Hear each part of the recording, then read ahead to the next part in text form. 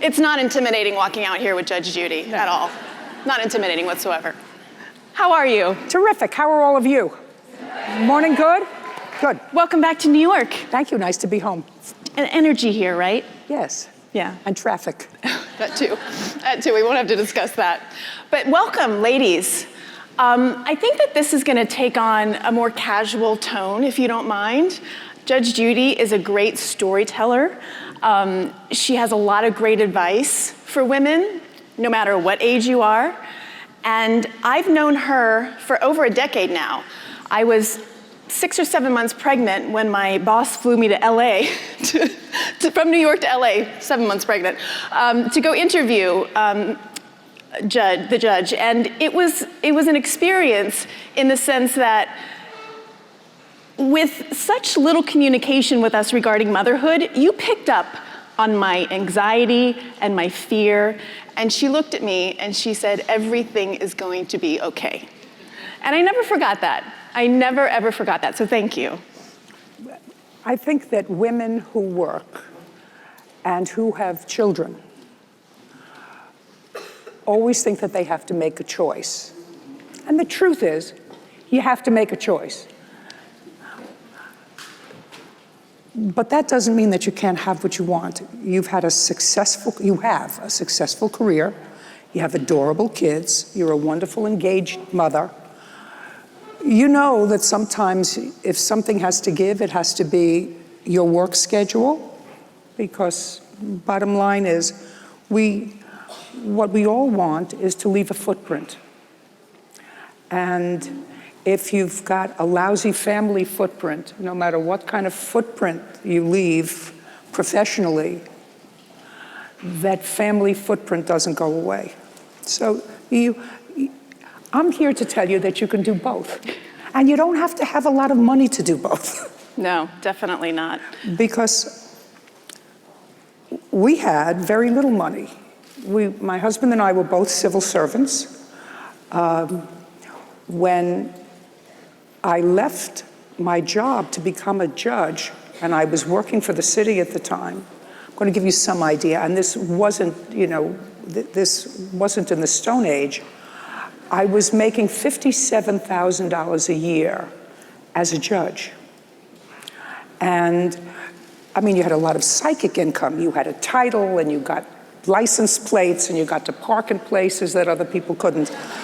But you didn't have a lot of money, and Jerry and I have 5 children between us. And so money was tight. Did my own cleaning and did cooking and got to work on time and tried to give it 110% while I was there. I'll tell you that most of my kids got it. 1 or 2 wanted me to be the mother that went on the class trip to the Bronx Zoo, and why can't you bake the cookies for the bake sale? Bake the cookies for the bake sale instead of going in and buying a box of Entenmann's. Wanted a hot lunch really prepared instead of a piece of pizza, and said, put it up on a thumbtack near a radiator and you too can have hot lunch. Good to go.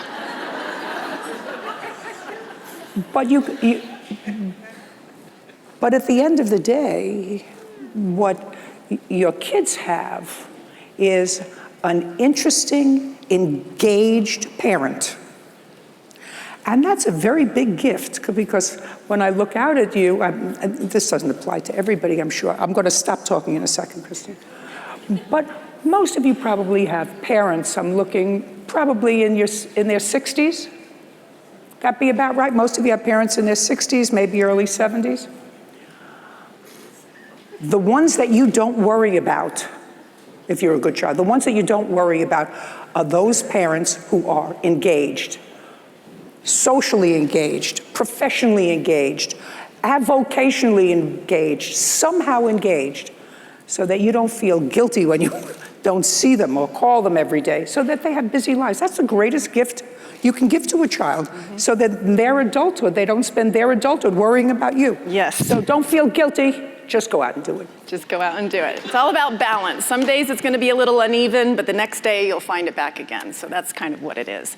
Let's talk about her career, because she's had quite the career, haven't you? Had a lot of fun. Yes, you have. You're going on your 22nd season in September, and you worked as a lawyer and a judge 25 years on the bench, even before you broke into TV, which you did at the age of 52.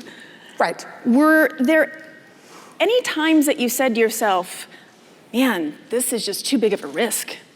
I did.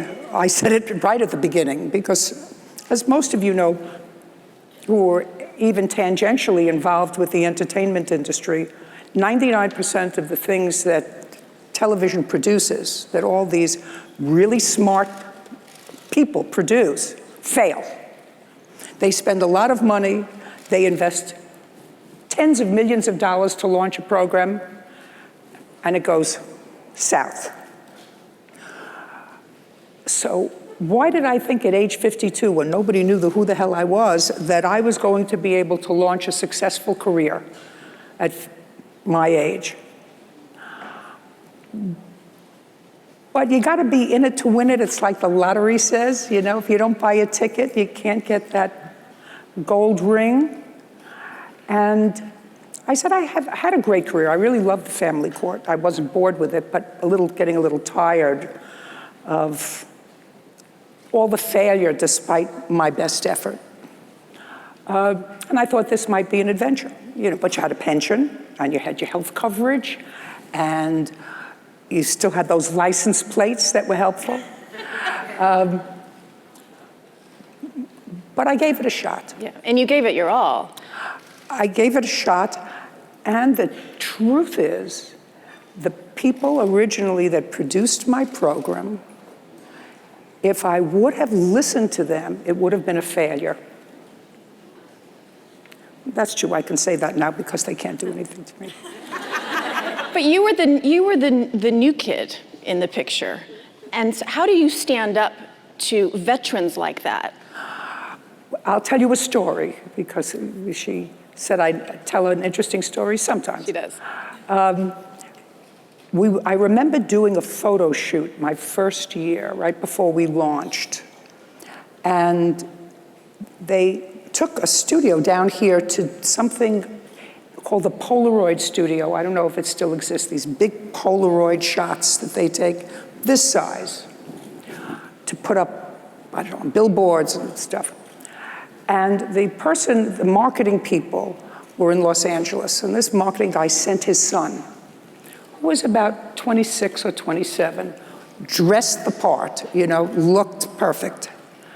And he was sitting there and going something like this, trying to do something, and then he said to me, no, I don't think you should wear that, I think you should wear this color, and I think you should move. And I said to him, you know, I have food in my refrigerator older than you are. And I've managed to get by knowing what my good side is. People aren't really, I mean, I'm not a glam person, so people aren't really interested in the glamorous side, the unglamorous side. They're just happy they get me vertical. If they get me vertical, they should be happy. So what you get at age 52, coming in even to a new business, is if you've had a good career, you come in with confidence. And that's what it's all about. That's what business is all about, confidence. You know, the song says you can be a hero or a zero, and the difference is confidence. And if you have created a portfolio for yourself, even in your own head, that you are really special and you know your business and nobody knows whatever part of that business that you do better than you do, that gives you confidence. I knew nobody knew more than I did about family court and about judging. A lot of people, I mean, I can only guess one or two answers on Jeopardy, so you have some idea of my academic credentials, but nobody knew how to be a tactician in the court better than I did. You mentioned confidence, though, which is something you've had, it seems, since you were born. But I think most women, they have to build that. How would you advise women with those, you know, when you experience those setbacks? It's tough because I think genetically, we think differently than men, and we hurt differently than men. I know that that's true about you.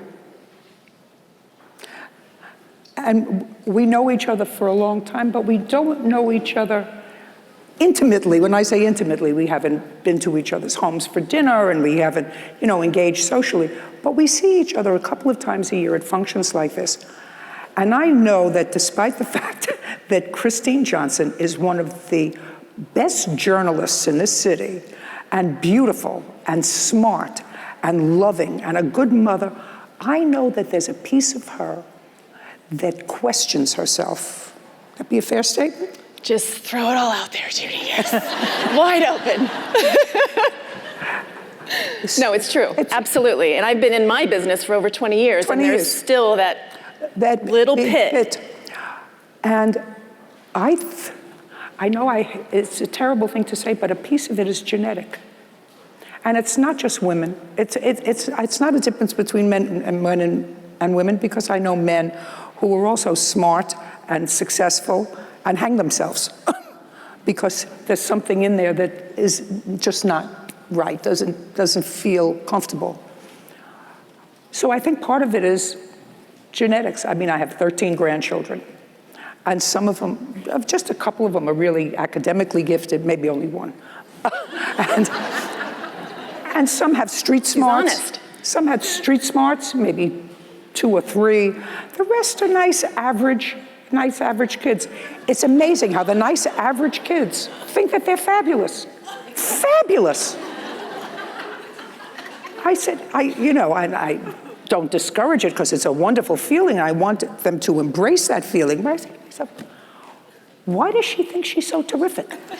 Doesn't do well in school. She's cute looking, but not a beauty.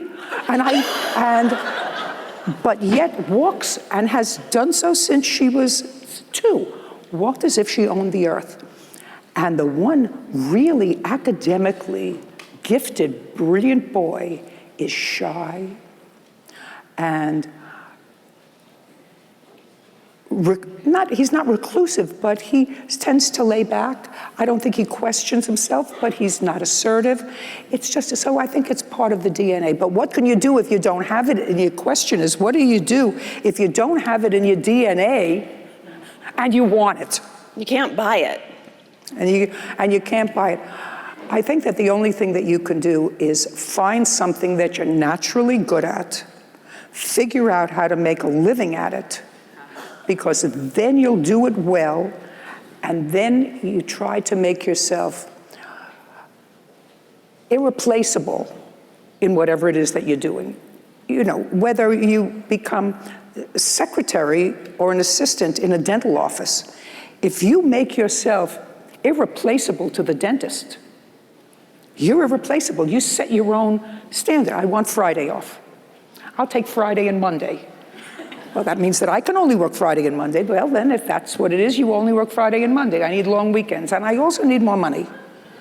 And I also want health insurance. So you can, once you become indispensable, I mean, I know professional people, dentists and doctors and a couple of lawyers, who when their assistants leave, they retire. They can't for the life of them figure out how to press on without this indispensable person who's made themselves indispensable, and therefore you build confidence. She touched on, in part of her answer there, about how you can ask for things in a negotiation.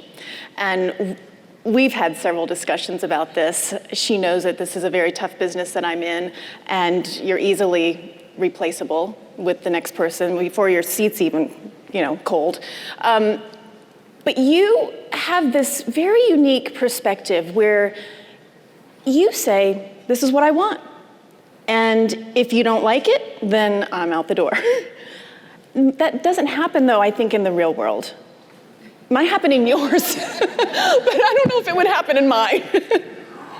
But is your advice to go in there with all of the top list of things and then hope maybe you get 2 or 3? No, I think you make reasonable demands consistent with how indispensable you are. And if you are if you believe that you're totally indispensable, then you say, these are what I think is fair. And I think that that's an important word. I don't think you're supposed to rape somebody financially just because you can.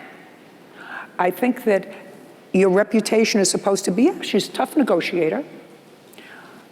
She only asks for 2 or 3 things. They're more than most or more than all. But what she's asking for is not unfair. You know, we're talking about my own personal negotiations with my company. I mean, I worked for them for a long time. They made more money than I did. And then there came a point where I said, you know what? I'm going to teach these guys the word partnership, not just on paper. You know, oh, we're going to give you this, and a manicurist, and we're going to have it. I said, I'll do my own nails. In the bank, we're going to be partners. And fortunately, actually, it was a guy, and his name was John Dolgen. And he was then president of Viacom and Paramount. And John Dolgen had to sign off on my first really big contract. And they were, because the other ones he didn't have to sign off on, you know, they were ordinary things. And they went to John Dolgen, and John Dolgen says, can you replace her? They said, no. Is she worth it? Yeah. So they gave me the reasonable number that I asked for. And we have Mr. Forbes sitting right here at the front table, and he knows business probably better than most people on the planet. So he knows in business that if you're in business, if you have a shoe store, and you're making $1,000 a month in the shoe store, and you used to make $5,000 a month, but you're still making $1,000 a month, do you close the shoe store? Not if you're a publicly traded company, you don't. Because that's really what we're talking about. You're saying, well, if we make so many hundreds of millions of dollars a year, and because you want all this money, we're only going to make half of that, but you're still making a whole lot of money. You go explain to the shareholders why you don't have that chunk of money anymore if you can't replace me. That's leverage, but it has to be balanced. Sure. It has to be fair. It has to be fair. Let's talk about this new venture that you started a few years ago, Queen Bee Productions, because the talk show just wasn't, your Judge Judy show just wasn't enough. She needed to expand your platform. Why start your own production company?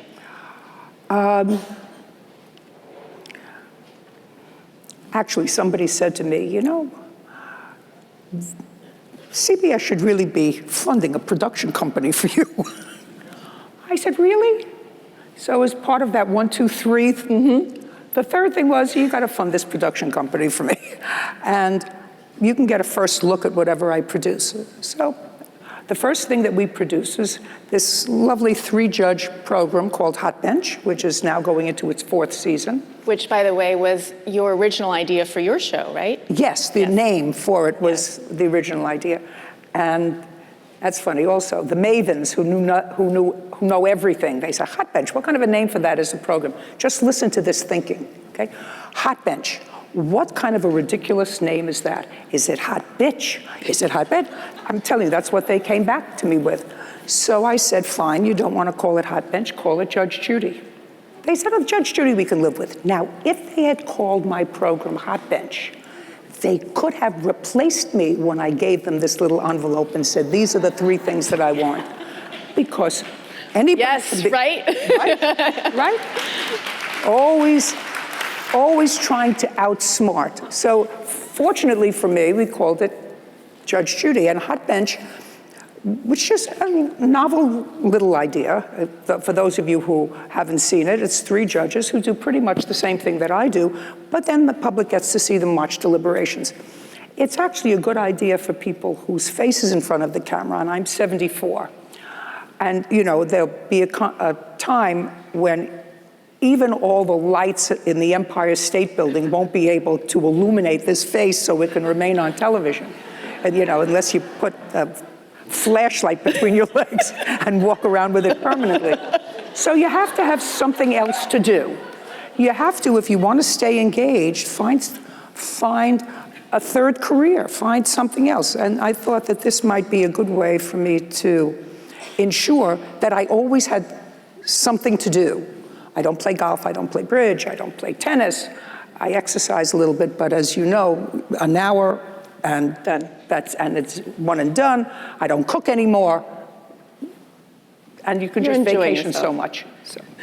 Just a real quick note, hot bench is actually a legal term. I just wanted you to share that in case some of our audience members didn't know. Hot bench is a legal term. Hot bench is a term that's usually referred to as to an appellate court who peppers with questions the attorneys who are arguing a case before it, the judges are really familiar with the facts in the case. It's a hot bench rather than a passive bench. That's where the term comes from, hot bench. So when you started your professional career, and looking back at that to the present, how has women's roles in the workplace changed, do you think? I know that when I started law school, I first started in Washington, D.C. I was one out of a class of 126. And then, I don't know if any of you know my history, but I did as most women did then. I found a guy, because I was 21, and already my grandmother was saying, "Oi." So I found a very nice guy, and we were getting married, and he had a job in New York where he was making $75 a week. So of course I had to follow him from Washington, D.C. to New York. That's what you did then. And I went to law school here in New York, at New York Law School, where women were about as welcome as a skunk at a lawn party. There were 5 women. The professors were brutal to the women. But it toughened you up. And then my first job was with Cosmere Incorporated, L'Oreal of Paris. It was just a job, but they hired 2 new lawyers, a man and a woman. And the guy was not as smart as I was, not as good a lawyer, but they made him a lawyer. And me, they gave a pencil and a pad, and I was calling Duane Drugstore for their orders of suffrage and hair dye, and that's the job they gave to me. So I left that job within a relatively short period of time. And then I went on to the family court, where I found that it didn't make any difference what your sex was. If you were a good lawyer, you were a good lawyer. And I know that this is probably the wrong thing to say among this group of women, but I never considered myself a feminist. I didn't join feminine organizations. I was a lawyer. I wasn't a Jewish lawyer. I wasn't a young lawyer. I wasn't a female lawyer. I was a lawyer. And when I became a judge, I felt the same way. I was a judge. I never felt as if I were measured by my gender. And certainly I joke now that I certainly don't want pay parity with guys.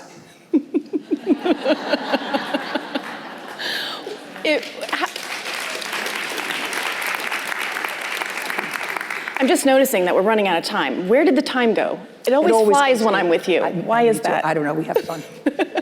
We only have 5 minutes left, so I'm trying to get some more advice for all of us here. When you are in a room full of men, and you feel like the outsider like that, is there a way that you felt like you could break the ice? First, I never felt like an outsider in a group of men. I like men. They're nice. They have most of them have limitations. There are a few that don't, but most men, present company accepted, of course, are so invested in themselves that they don't have to think, when I say more globally, about how is the toilet paper going to get on the roll? you know? Do you leave that one little piece so that you don't have to change the roll, so that, you know, you see the cardboard through it? You know, who's going to take the spoon out of the sink and put it in the dishwasher? Who's going to pick up the half a Splenda that fell on the floor, the paper that fell on the floor that you don't even see? When I say global thinking, we're not figuring out how to work out the Middle East here. We're figuring out negotiations in your everyday life. So I usually knew that I was smarter than most men in the room. Not necessarily academically smarter. Surely not academically smarter than most men in the room. But as a woman, you have so many other gifts. Most women have so many other negotiating skills, negotiating the life of a working woman with a family.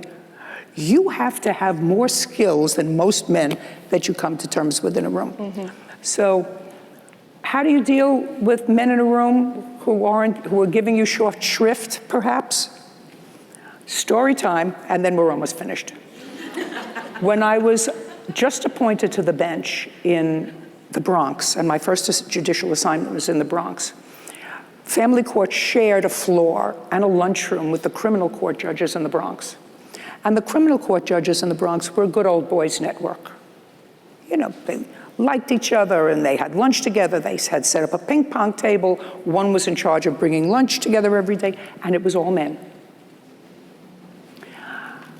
And sort of the women knew that. A few women that were on the family court knew that the lunchroom was a guys' only place. Well, I happened to have needed a lawyer for an afternoon calendar call, and one of the criminal court judges had that lawyer in the morning, and I needed that lawyer just for a half hour or so. So I breached the wall and went into the judge's lunchroom and sat down next to this judge and was having a discussion with him, asking whether I could borrow his lawyer for an hour. When one of the other Neanderthals comes over to me and said to me, "Little girl, this is a judge's lunchroom." Now, so you have your choice. Either you can turn around with righteous indignation and you could say, I'm Judge Sheindlin, I'm in the family court, we haven't met. Or you can humiliate them so they'll never do it again. And what I did was I got up from the table and I went around the table and I said, "Excuse me, sir, I'm just here to clean up." And I took everybody's paper plate, and the other judges who knew where I was, they were laughing under their breath because the Neanderthal was saying, "Look, I got rid of the little girl. Look, she's cleaning up." When I walked out, deposited the stuff in the trash. When I walked out, went back to my chambers, and this judge came into me furious. How could I have humiliated him in front of his colleagues by pulling that prank and suggesting that I was just there to clean up? Who did I think I was to humiliate him? So I think the answer to your question is, when I approach a room with a bunch of guys who think that they know more than I do, you break the ice with a little sense of humor, a little self-deprecation is always a good idea. You don't mean it. You don't have to mean it. Notice, when I said to you, I'm 74, that's a little self-deprecation, because most women in the industry, as Christine knows, don't admit to being 74. 47 perhaps, but 74 never. I'll also say, you know, I wish I were 5'8" and I could be a runway model, but God only gave me 5'1" and short legs. But, you know, I make the best with a little self-deprecation, a little humor goes a long way. I truly believe that. That's worked for me in the past, definitely, and it's always something that I try to remember in those times of stressful moments. What do I do? What do I do?